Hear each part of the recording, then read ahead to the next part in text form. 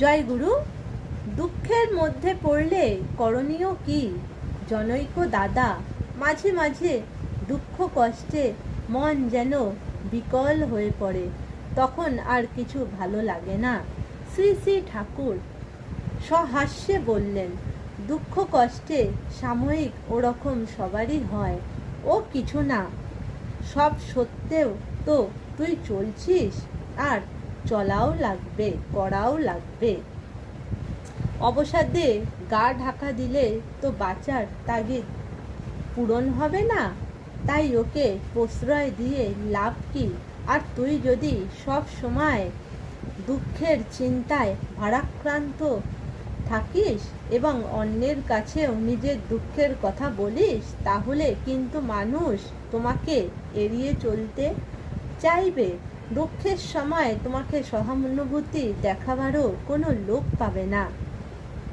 তার চাইতে নিজের দুঃখ কষ্ট সত্ত্বেও চেষ্টা করো মানুষকে সুখী ও তৃপ্ত করার জন্য।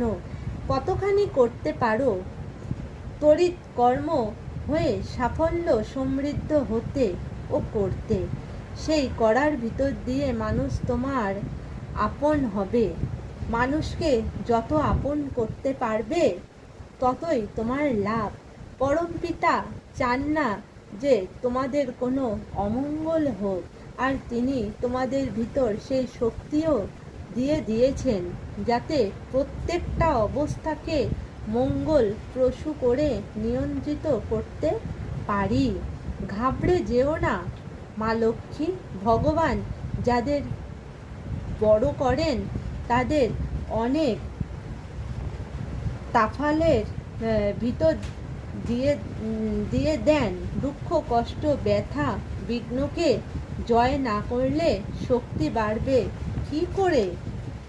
চলো স্ফূর্তি করে চলো। শ্রী শ্রী ঠাকুর অনুকূল চন্দ্র। জয় গুরু।